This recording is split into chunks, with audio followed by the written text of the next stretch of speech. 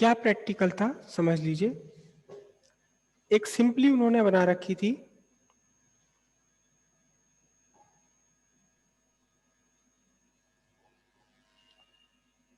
Cathode ray tube, vacuum tube. Vacuum tube पर यहां उन्होंने जुगाड़ कर रखा था किसके लिए, वोल्टेज में चेंज करने के लिए और पोलैरिटी चेंज करने के लिए। मतलब प्लेट P1 और प्लेट P2, इस P2 को P1 के रेस्पेक्ट में 1 volt, 2 volt, 3 volt, 10 volt, 20 volt, 50 volt दिए जा सकते थे, या इसे -1 वोल्ट, -2 वोल्ट, -5 वोल्ट, -10 वोल्ट भी दिए जा सकते थे। पोलैरिटी भी और वोल्टेज भी, दोनों कंट्रोल, दोनों उनके पैरामीटर हाथ में थे। कब किसे पॉजिटिव करना, किसे निगेटिव करना, ये भी उनके हाथ में था, और किसको कितना ज्यादा पॉजिटिव करना, कितना ज्यादा निगेटिव करना, वो भी। मान के चलो कि P2 हमेशा 0 पर बनी हुई है। किस पर बनी हुई है, 0 वोल्ट पर बनी हुई है। तो P1 0 वोल्ट पर बनी हुई, P2 को P1 के रेस्पेक्ट में +1 वोल्ट, +10 वोल्ट, +50 वोल्ट भी दिए जा सकते थे, -2 वोल्ट, -20 वोल्ट, -10 वोल्ट भी दिए जा सकते थे।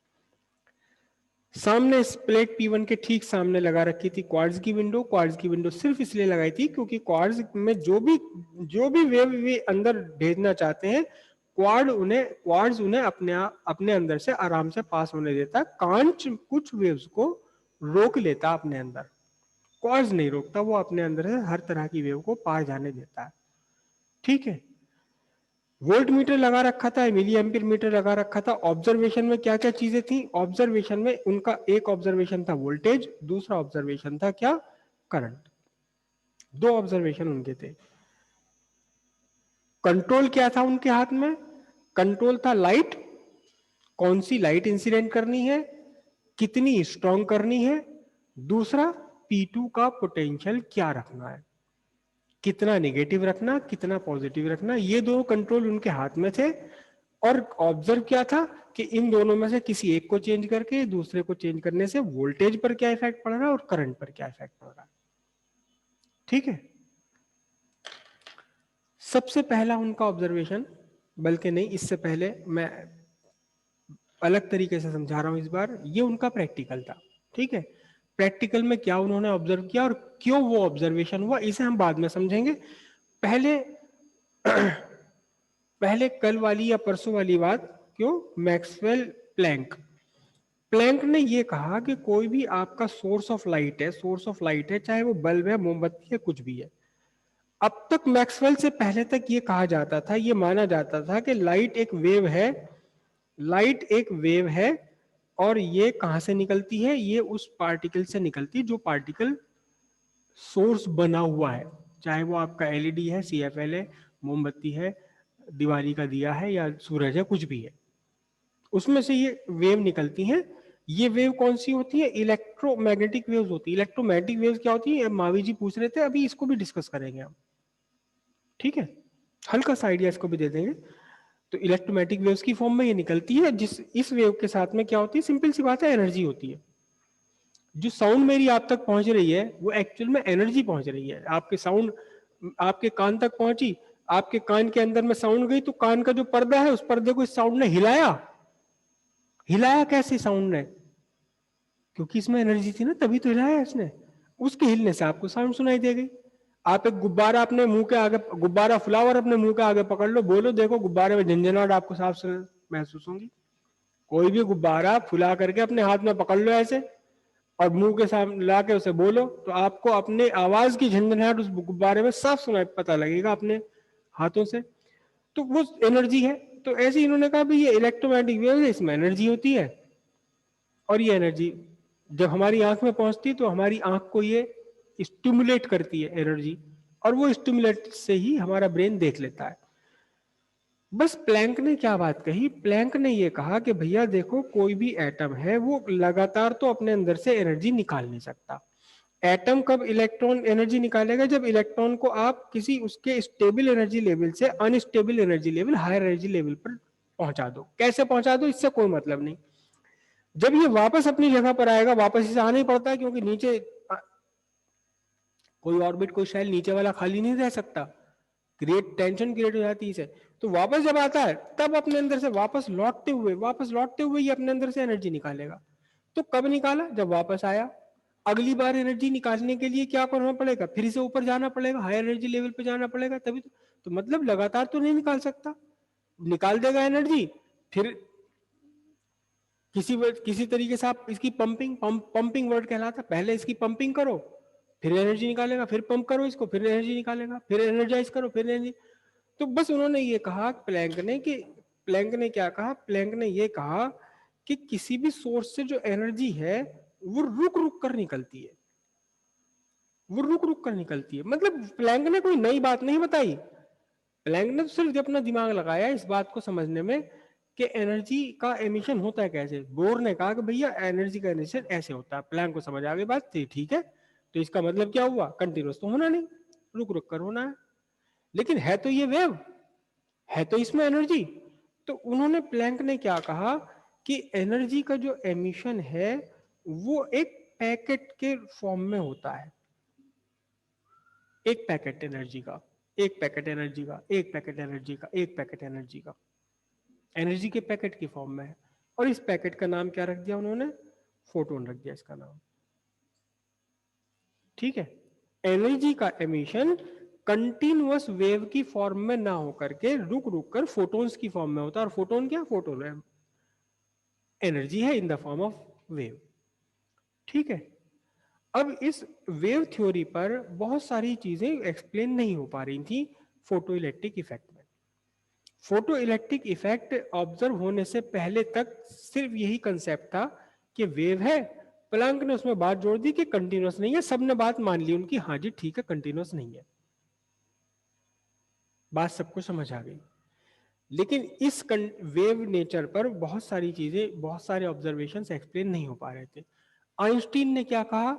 आइंस्टीन ने कहा कि ये फोटोन है तो अपने आप में ये वेव, लेकिन कभी कभार ये जो फोटोन है ये एक्चुअली है तो वेव, लेकिन ये एक पत्थर के टुकड़े की तरह, एक क्रिकेट के बॉल की तरह, एक बालू रेत के कण की तरह, ये पार्टिकल की तरह बिहेव करने लगता है।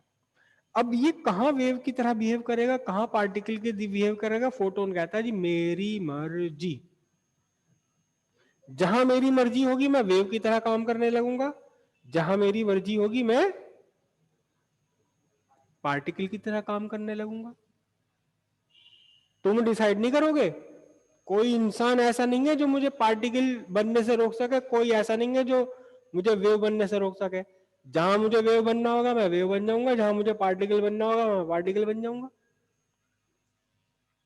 है ना। तो इसको आइंस्टीन ने फोटोन की इस नेचर को कहा dual nature. Dual nature of light. Light के दो नेचर हैं भाई। एक नेचर तो क्या? वेव होने का नेचर। दूसरा नेचर क्या है? पार्टिकल होने का नेचर।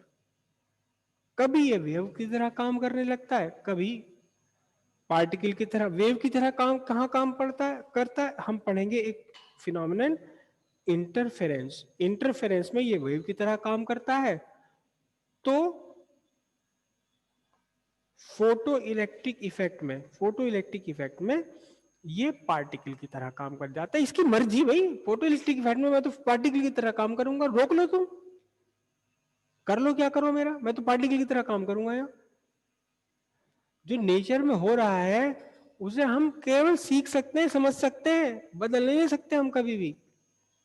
हम भी तो उसी नेचर का पार्ट है। तो आइंस्टीन ने कहा कि भाई ये फोटोन है और ये पार्टिकल की तरह बिहेव करता है। और प्लैंक ने क्या कहा था? प्लैंक ने कहा था ये जो फोटोन है इसमें एनर्जी है, लेकिन हर एक फोटोन में कितनी एनर्जी है? हर एक फोटोन में एनर्जी है एच न्यू। डिपेंड करता है फोटोन किस फ्रीक्वेंसी की वेव का बना हुआ है, किस फ्रीक्वेंसी की वेव का बना हुआ है। अगर कहीं से किसी सोर्स में से लाल रंग की एनर्जी निकल रही है तो इस फोटोन की जो एनर्जी होगी, इस फोटोन की एनर्जी कितनी होगी? H into new. कौन सी वाली न्यू? रेड कलर की न्यू, रेड कलर की फ्रीक्वेंसी।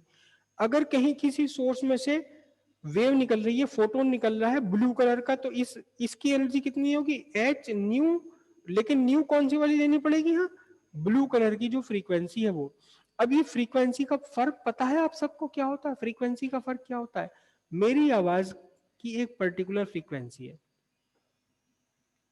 निशा जी अगर खड़े होकर के कोई जवाब देंगी तो आप में से कोई उनकी तरफ मुड़कर नहीं देख रहा है, लेकिन तुरंत पहचान लेगा कि ये निशा बोल रही है। क्यों? क्योंकि उनकी आवाज की फ्रीक्वेंसी थोड़ी सी डिफरेंट है दोनों आवाज ही, है दोनों साउंड ही, लेकिन फिर भी अलग अलग है। तो वो अलग होने का क्यों है? क्योंकि थोड़ी बहुत फ्रीक्वेंसी का हेर फेर होता है, थोड़ा बहुत वेवलेंथ का हेर फेर होता है। तो वो उन्होंने कहा कि भाई इस हेर फेर पर ही डिपेंड है किसकी एनर्जी? फोटोन की एनर्जी। क्लियर हुई इतनी बात? आइंस्टीन ने भी यही बात कही। आइंस्टीन ने कहा बिल्कुल सही बात कही है प्लैंक ने, कि फोटोन की एनर्जी उसकी वेवलेंथ पर डिपेंड होती है, उसकी वेवलेंथ पर डिपेंड है, फ्रीक्वेंसी पर डिपेंड है। अब क्योंकि ब्लू कलर की frequency, frequency of blue light is greater than the frequency of red light, तो इसका मतलब ब्लू कलर के फोटोन में एनर्जी ज्यादा है और रेड कलर के फोटोन में एनर्जी कम है। यहां तक की बात समझ आई? अब पार्टिकल नेचर, पार्टिकल नेचर पे इन्होंने क्या कहा आइंस्टीन ने कहा कि भैया देखो ये पार्टिकल, ये मैटर है, मटेरियल है, किससे बना हुआ? फ्री इलेक्ट्रॉन है इसके अंदर, और इसके अंदर क्या क्या है? और इसके अंदर पॉजिटिव आयंस है, पॉजिटिव आयंस है, ये वाले पॉजिटिव आयंस है सारे, उनके बीच बीच में फ्री इलेक्ट्रॉन घूम रहे फिर रहे। मेटल की अगर हम बात करें, मेटल पे ही ऑब्जर्वेशन हुए थे ये, फिर उसके बाद और भी डिटेल आ गई। फिर वही बात है कि फोटो इलेक्ट्रिक इफेक्ट पर ही अगर आप रिसर्च करने लगो तो मोटी सी किताब तैयार हो जाएगी पूरी। इनिशियली मेटल पर ही ऑब्जर्वेशन हुआ था, अब तो बहुत सारी चीजें आ गई।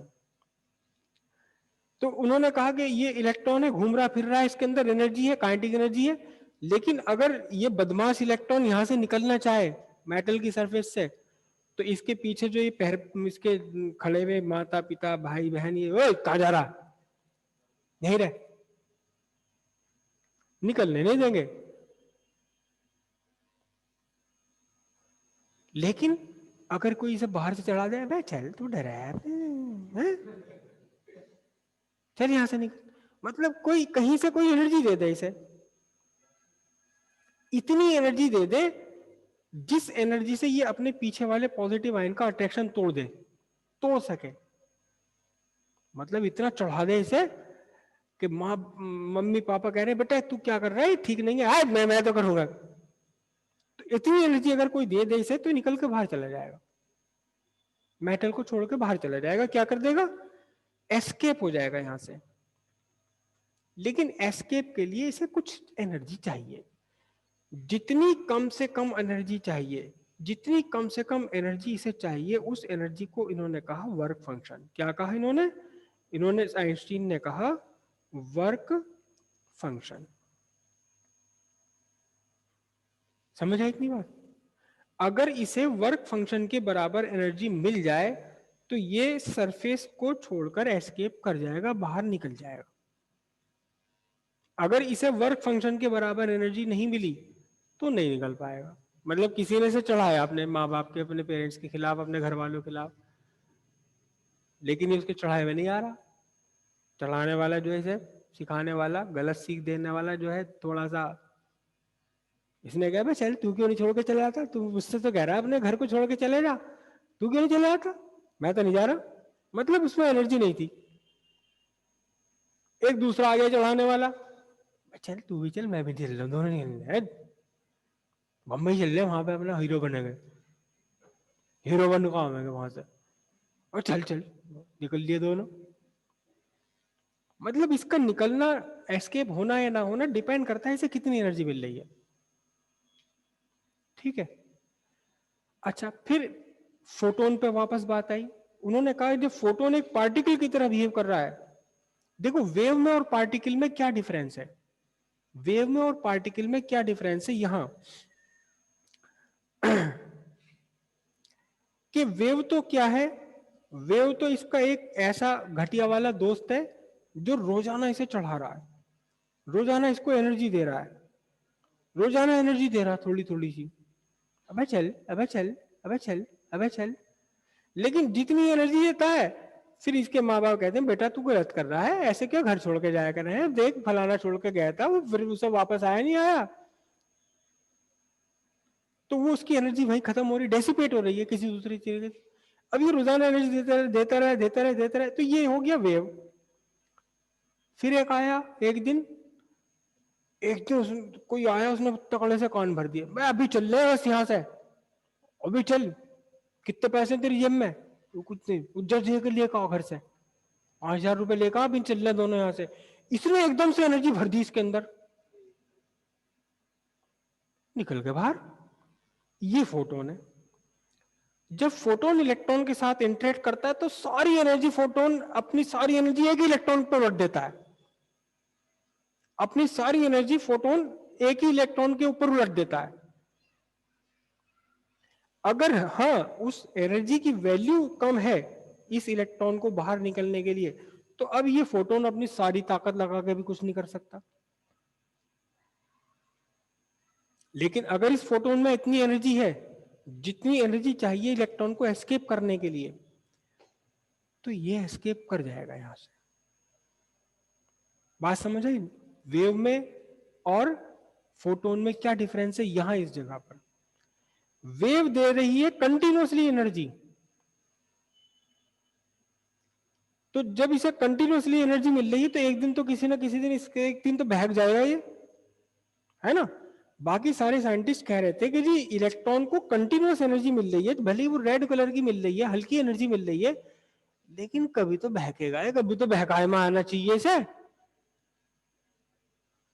जब लगातार एनर्जी मिल रही है तो इस एनर्जी को इकट्ठा करते करते कभी तो इसकी एनर्जी इतनी पहुंचनी चाहिए कि ये बाहर निकल जाए। तो आइंस्टीन ने कहा बेटा जितनी एनर्जी इसको मिल रही है डेसिपेट हो रही है, सिर्फ फोटो इलेक्ट्रिक इफेक्ट थोड़ी ना, इसे सिर्फ फोटो इलेक्ट्रिक का, नेचर को सिर्फ फोटो इलेक्ट्रिक इफेक्ट का काम थोड़ी ना, उसके तो नेचर के पास तो 50 काम है।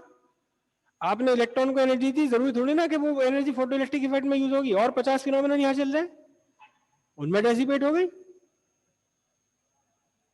तो ये इतनी एनर्जी गेन कर ही नहीं सकता कभी भी कि इलेक्ट्रॉन को बाहर, इलेक्ट्रॉन ही बाहर निकल जाए। जबकि वेव कह रही है क्या, वेव कह रही है चल एनर्जी मिल रही मिल रही मिल रही मिल रही मिल रही, किसी दिन तो इसकी एनर्जी इतनी बढ़ेगी कि बाहर निकल जाए, चाहे वो रेड कलर की वेव हो चाहे ब्लू कलर की वेव हो। वेव अगर रेड कलर की भी उसमें तो है तो सही एनर्जी। आइंस्टीन ने कहा ना, रेड कलर की वेव का फोटोन आया, इसे इसने बाहर निकालने की कोशिश करी लेकिन इसे इतनी एनर्जी नहीं दे पाए जितनी एनर्जी इसे चाहिए बाहर निकलने के लिए। तो अब ये फोटोन बाहर नहीं निकल पाएगा क्योंकि जी अगला फोटोन आके करा देगा काम ना। अगले फोटोन आने तक क्या होगा, इसने जो एनर्जी गेन करी वो किसी दूसरी जगह यूज खत्म हो गई होगी, काइनेटिक एनर्जी की फॉर्म में कन्वर्ट हो गई होगी, या कुछ और फिनोमेनन हो गए होंगे। 50 चीजें चल रही है इसके साथ। तो फिर अगला फोटोन फिर रेड आया, फिर उस फोटोन की एनर्जी कम है, फिर फोटोन आया फिर उसकी एनर्जी कम है, तो फिर क्या होगा, लगे रहो रात तक रेड फोटोन मारते रहे उसके ऊपर, निकलना ही नहीं इसको। लेकिन ब्लू फोटोन आया, उसकी अपनी एनर्जी थी तकड़ी वाली, उसने कहा चल निकल के बाहर, निकल गया। वो तो एक आधी फोटोन काम, वो तो एक ही फोटोन काम कर देगा, ये 1000 भी मिलकर नहीं कर पाएंगे।